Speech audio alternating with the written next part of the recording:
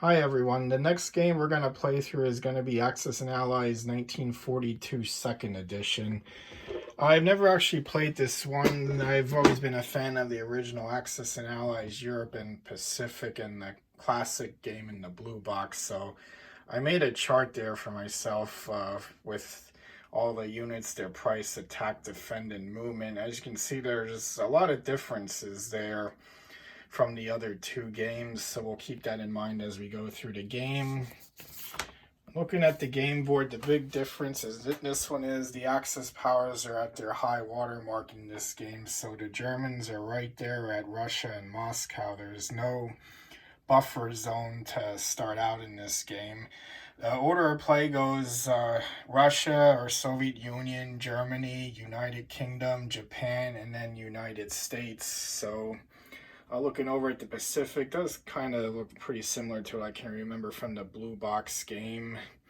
They just added a navy down there in Australia for the British, and they added for both sides, Japan and England, a navy into the Indian Ocean there. So I'll keep this simple. I'll just show you the end of each round, how it plays out as we just go around and see what the original game board setup looks like.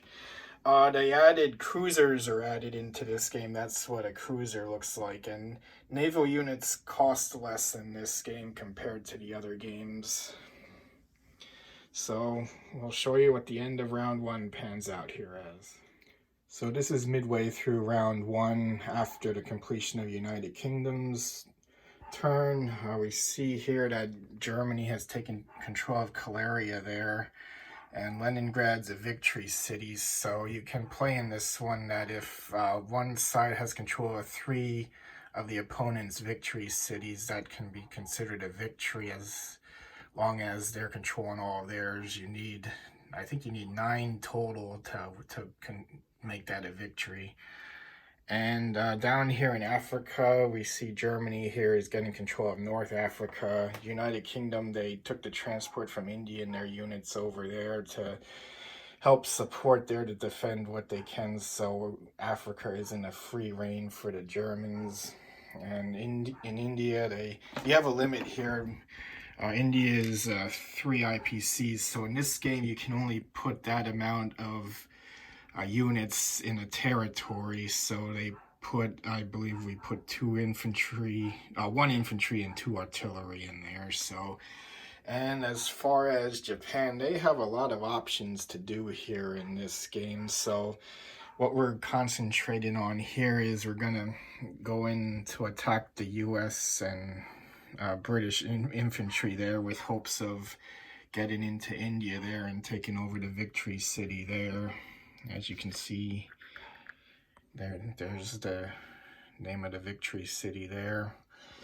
And over here, United Kingdom, they took control of New Guinea, but Japan's just going to go down there with their navy and try and take out the English navy there. And up here, they're just going to really sock it to the Russians up here with putting in the battleship and destroyer as doing a naval bombardment for the first round. So it seems a little hard here to take over Honolulu for the Japanese to do that, because the US can just easily come down here and take it back. So it seems like the strategy we're going to do here is to try and take out India and then open up 2 fronts here to distract the Russians from fully concentrating on the Germans here. So let's see how the end of round one pans out here.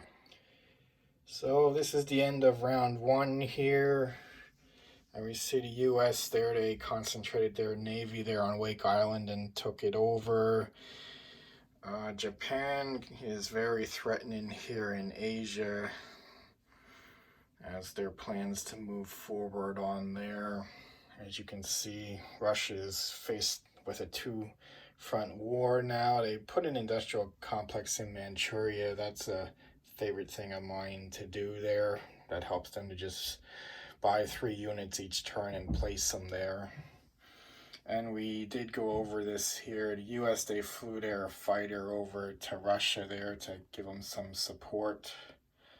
And as far as over here for the US on their turn, they purchased some transports there and some troops and artillery to go there and provide support to invade Western Europe in the future. So it looks like in this game you have to make Eastern Canada as a staging zone to invade France there, because you can't like move from the East Coast in one movement over to England like in other games, I believe. So you gotta put everything up there in Eastern Canada, and then it's 2 sea movements over to France then to unload for an invasion.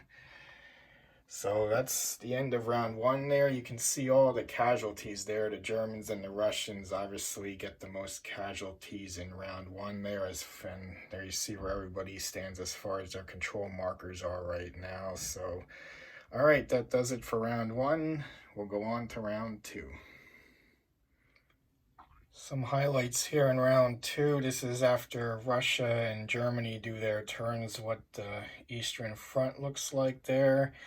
And beginning England's turn here, they're gonna take their bomber that they originally had over in the United Kingdom that was flowing over to Novosibirsk, and they're gonna fly that down here and attack here in Transjordan, the Middle East, the German units that concentrated there. So that's a little different battle there. I never saw that before.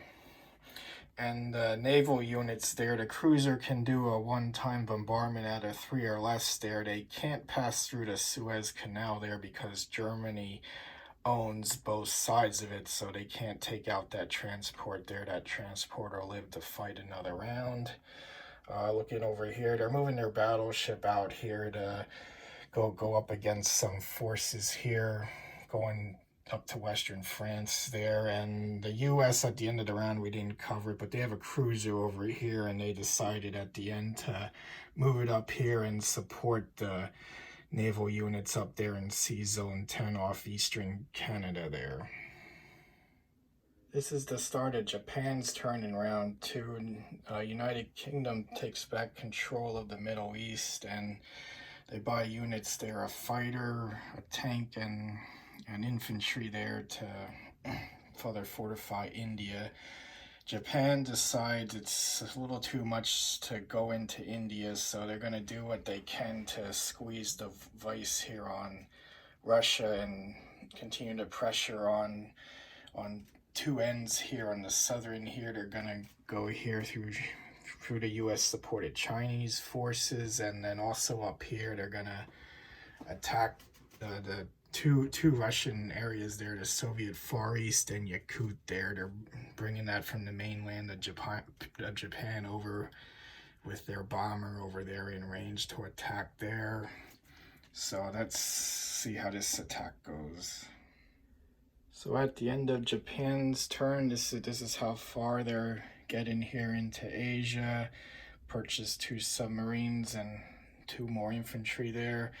They put up a blockade here to prevent the U.S. Navy from attacking their mainland navy. So the U.S. is gonna go into Iwo Jima here and take over that island likely. So this is what the Pacific looks like at the beginning of round 2 for the U.S.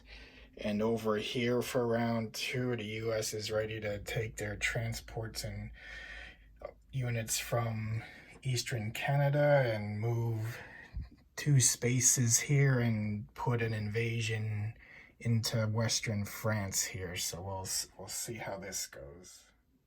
So we're at the end of round 2 here. We have 2 chips up there to signify how many rounds we have complete. We have the U.S. there. They purchased at the end of this round, they used all their income to purchase all the units here for transports and artillery and infantry to continue an onslaught onto Germany and Western France. As you can see there, they did take over Western France there, so Germany will have to now use units to counterattack that instead of concentrating on Russia. But Russia seems to be in trouble here. They got 2 fronts going on here with Japan sneaking up here behind them.